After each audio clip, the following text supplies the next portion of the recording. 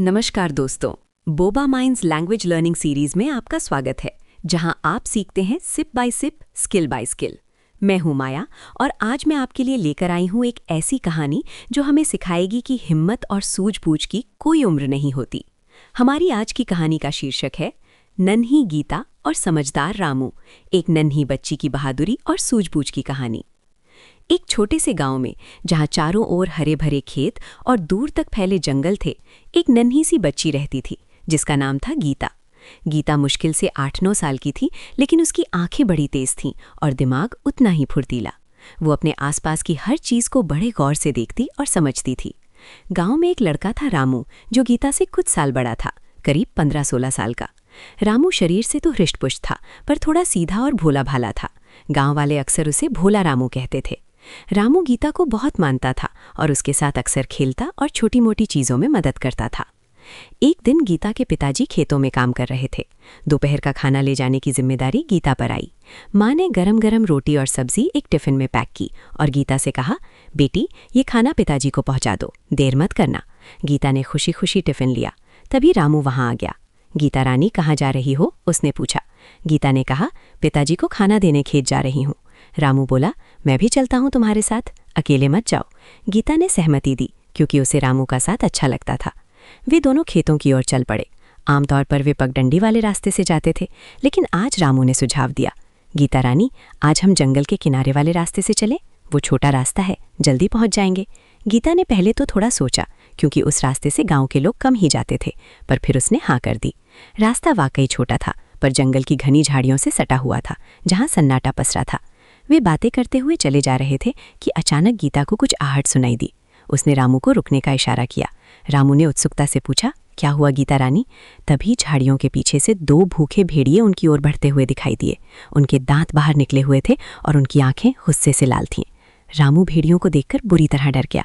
उसके हाथ से खाने का टिफिन छूट गया और वो जोर से चीखने लगा, बचाओ बचाओ भेड़िए। उसका चेहरा पीला पड़ गया और वो थर थर कांपने लगा। लेकिन गीता, जो पल भर के लिए सहम गई थी, उसने फौरन खुद को संभाला। उसे अपने पिताजी की बात याद आई, जो हमेशा कहते थे, गीता, जंगली जानवरों से डरने की बजाय सूझबूझ से काम लेना चाहिए। शोर मचाओ और खुद को बड़ा दिखाने की कोशिश करो। गीता ने अपनी हिम्मत बटोरी। उसने जमीन पर पड़ी एक सूखी टहनी उठाई। फिर उसने अपनी लाल रंग की चुन्नी, दुपट्टा खोली, उसे टहनी से बांधा और उसे झंडे की तरह हवा में लहराना शुरू कर दिया। उसने रामू से जोर से कहा, रामू, डरो मत, जल्दी से टिफिन उठाओ और जोर जोर से पीटना शुरू करो, शोर मचाओ। रामू पहले तो हक्का बक्का रह दिया, पर गीता की आवाज़ में जो दृढ़ता थी, उसने उसे प्रेरित किया। उसने गिरे हुए टिफिन के डिब्बे उठाए और उन्हें आपस में जोर जोर से पीटना शुरू कर दिया। गीता खुद भी तेज आवाज़ में चिल्लाने लगी। टहनी पर लहराता हुआ लाल दुपट्टा और टिफिन से आती जोरदार आवाज़, साथ ही गीता और रामू का चिल्लाना, इन सब ने भेड़ियों को चौंका दिया। उन्होंने शायद उम्मीद नहीं की थी कि 2 छोटे बच्चे इतनी बहादुरी दिखाएंगे। उन्हें लगा कि कोई बड़ा खतरा आ गया है। वे कुछ देर तक रुके, एक दूसरे को देखा और फिर धीरे धीरे पीछे हटने लगे। कुछ ही देर में वे जंगल की झाड़ियों में ओझल हो गए। जब भेड़िए पूरी तरह गायब हो गए, तब गीता और रामू ने राहत की सांस ली। रामू कांपते हुए गीता की ओर मुड़ा। गीता रानी, तुमने तो मेरी जान बचा ली। तुम इतनी बहादुर कैसे हो? गीता मुस्कुराई। बहादुर नहीं रामू, बस मैंने दिमाग से काम लिया। पिताजी कहते हैं, डर के आगे जीत है और समझदारी सबसे बड़ा हथियार।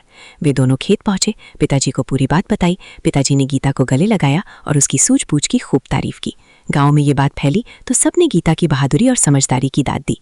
रामू भी उस दिन के बाद से गीता को और भी ज्यादा मानने लगा और उसे सचमुच समझदार रामू के नाम से जानने लगा, क्योंकि उसने गीता के निर्देशों का पालन कर खुद भी समझदारी का परिचय दिया था।